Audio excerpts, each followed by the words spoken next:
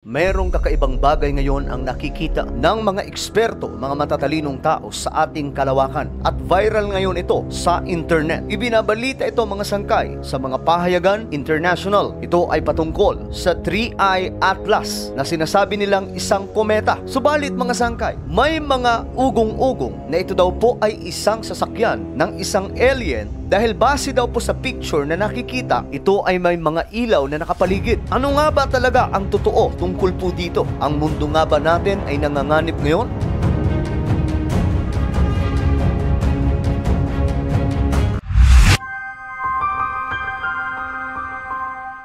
Hello, what's up mga sangkay? This is me. I'm back for another vlog today. Huwag niyo pong kalilimutan na i-subscribe yung ating YouTube channel, i-click ang bell at i-click niyo po yung all. At sa mga nanonood po sa Facebook, i-follow niyo po yung ating Facebook page. Napakarami po ngayong balita sa ating mundo. Pero isa sa matinding pinag-uusapan ngayon ay itong 3-Eye Atlas na sinasabi ng mga scientist na ito daw po ay isang kometa na tumutumbok sa ating solar system. Ngunit nagiging pulutan ito ng debate ngayon mga sangkay sa pagitan ng mga matatalinong tao dahil ang iba ay iniisip na ito daw po ay isang alien ship sapagkat makikita daw po sa larawan mga sangkay ang mga kakaibang umiilaw sa paligid po nitong 3-Eye Atlas.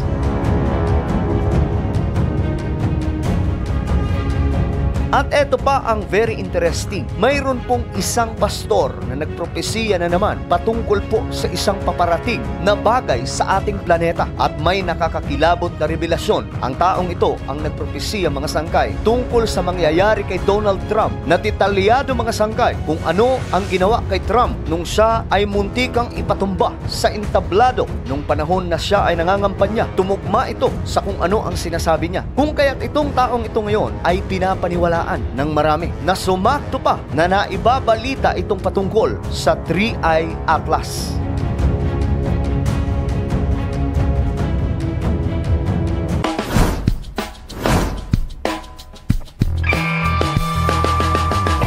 Isa pong kometa, mga sangkay ngayon ang naglalakbay sa ating kalawakan. At nakikita nga po ito ngayon sa pamamagitan po ng mga eksperto o mga matataas na kagamitan o teknolohiya ng mga scientist. Sumabog ang balita na ito mga sangkay tungkol po sa 3-Eye Atlas at naging usap-usapan po ito sakto sa Amerika. Pag sinabi po nating Amerika mga sangkay, pagdating po sa Hollywood, isa sa mga madalas nilang sikat na mga palabas ay patungkol sa mga alien invasion. At hanggang ngayon mga sangkay, naniniwala po ang mga Amerikano kahit po yung kanilang gobyerno, marami po mga militar ang nagsilabasan kamakailan lamang at naglantad ng sinasabi nilang katotohanan na may tinatago daw po ang kanilang gobyerno patungkol po sa mga alien. Subalit mga sangkay, hanggang ngayon hindi pa rin naman po napapatunayan.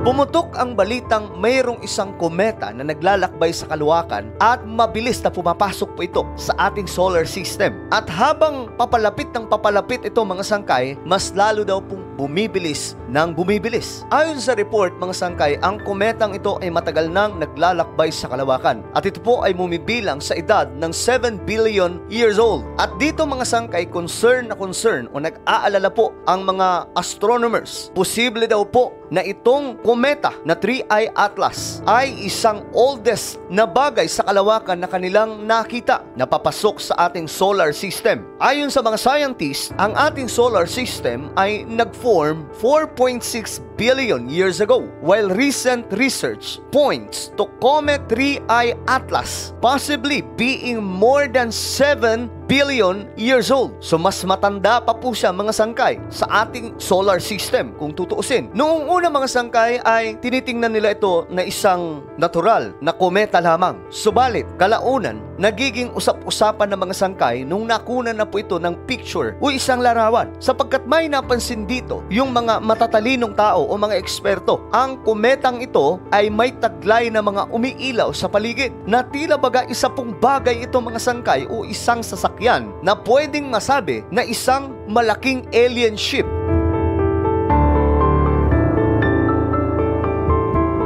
Dito na naman po mga sangkay na buhay ang mga komentaryo ng iba't ibang mga eksperto tungkol po dito kung papaano po nila ina-analyze kung ano ang mayroon dito. Marami po ang nagsasabi na ito po ay isang kometa lamang at wala pong kinalaman dito ang alien. Subalit mga sangkay, may iba naman po na naniniwala talaga na ito po ay kakaibang bagay na naglalakbay sa ating kalawakan, lalong-lalo na sa ating solar system. Marahil isa daw po itong bagay na matagal na daw po nilang pinag-aaralan at ito po ay tumutumbok sa mga sasakyan ng alien. Kung titingnan daw kasing mabuti ang bagay na ito na naglalakbay sa ating kalawakan, may mga ilaw na never pa daw po nilang nakita sa mga common na kometa na kanilang nadidiskubre sa kalawakan. Tila baga isa daw po itong alien ship na may kargang mga nilalang na iba kaysa sa tao na gustong pumasok daw sa ating planeta. Ito ay nagiging usap-usapan ngayon mga sangkay. Subalit, ang nakapagtataka lang dito dahil mismo itong NASA ay hindi po makapagbigay ng isang eksaktong larawan. Hanggang ngayon, wala pa po silang mailantad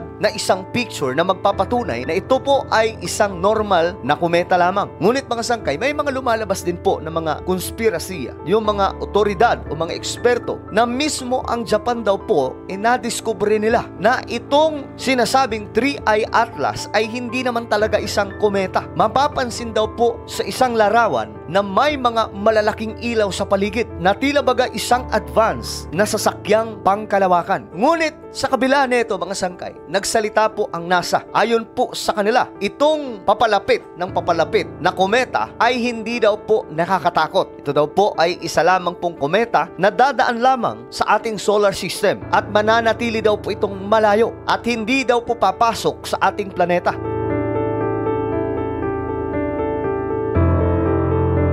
Ayon sa NASA, the closest it will approach our planet is about 1.8 astronomical units, about 170 million miles or 270 million kilometers. So malayo daw po mga sangkay. Ngunit mga sangkay, sa kabila po ng sinasabi ng NASA, meron pa rin pong mga nagdududa kung ano ito. Posible daw po mga sangkay na ito ay sasakyan ng ibang mga nilalang na naglalakbay sa ating kalawakan para obserbahan ang ating planeta. Nasakto pa mga sangkay na mayroon pong isang pastor na nagpropesiya na naman. Ang pastor na ito mga sangkay ang nagpropesy din po tungkol sa mangyayari kay Donald Trump nung siya ay targetin sa stage at tamaan ang kanyang tenga. Take a look at what happened.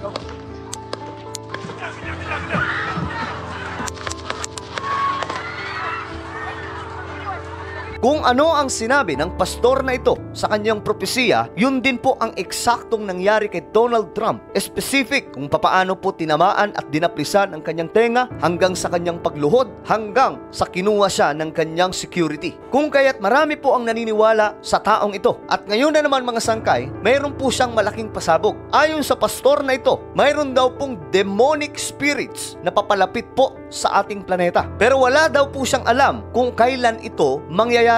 At ayon sa kanya, mayroon pong isang major distraction na magaganap. Mayroon daw pong sasakyan na papalapit sa ating planeta. At ito daw po ay tinaguri ang sasakyan ng isang alien. Subalit ang sakay daw po neto mga sangkay ay puwersa ng demonic forces. I saw these major alien ship, and it flies over the Vatican, and it goes over the Mayan temples down in Mexico. And I said, Lord, is there two of these? Because I keep praying about this. And he said, no, it's just one. And that's what's going to make everybody freak out because they're going to see it moving across the ocean. It's going to be something that's going to be on TV. It's going to move across the ocean. And people are going to freak out in the days ahead. Then I saw little bitty ships coming out of this mothership that were balls of light. And it wasn't a real ship. It was demonic looking light that was traveling around causing confusion in our skies.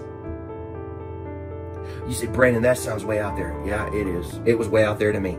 I didn't even want to talk about it, but I'm instructed to. You say, well, Brandon, that sounds like you're on something. Well, no, folks, I'm just here to warn you. And as wild out there as it sounds, fearful sights you will see that will bring you to your knee. I'm here to warn you. The enemy is not playing fair with trying to deceive people with what's coming. He's going to throw all the curveballs he can to try to deceive the nations. So ang sasakyan na ito mga sangkay ng alien ay makikita daw po sa Vatican, dadaan din daw po sa mga Mayans temple at papunta sa Mexico. And then makikita daw po ito mga sangkay sa karagatan. Then may lalabas daw po mga sangkay doon na mga umiilaw na mga maliliit na sasakyan ng alien. Pero disguise lamang daw po po yun mga sangkay. Ang laman daw po talaga noon ay mga demonyo na maglalakbay sa ating planeta.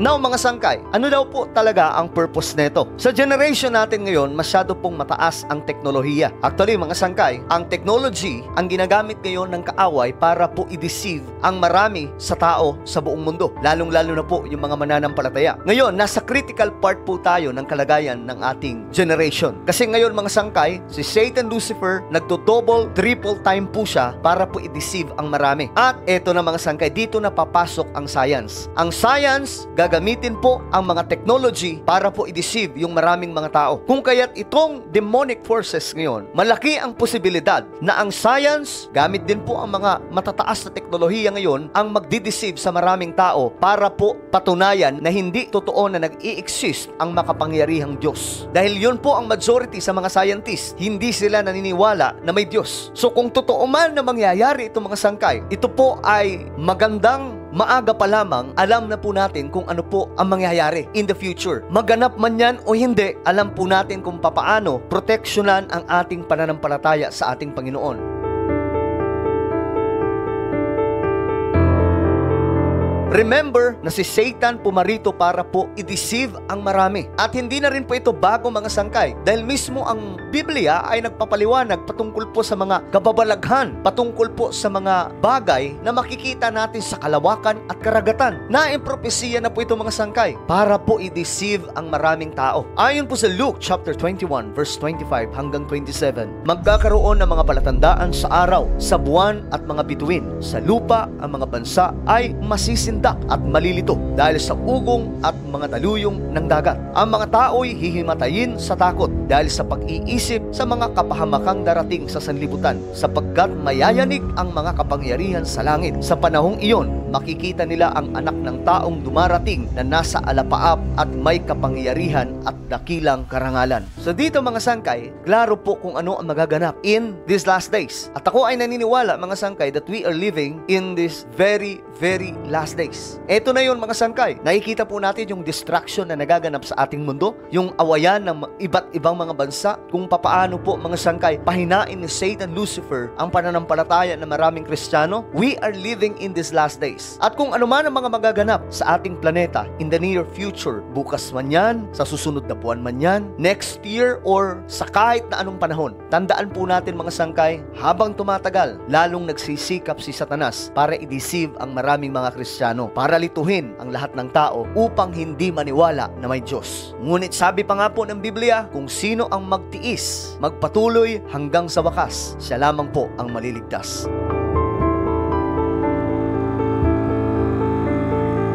Ano po ang inyong opinion sa ating napag-usapan ngayon? Comment down below. Huwag niyo pong kailimutan na i-subscribe yung ating YouTube channel.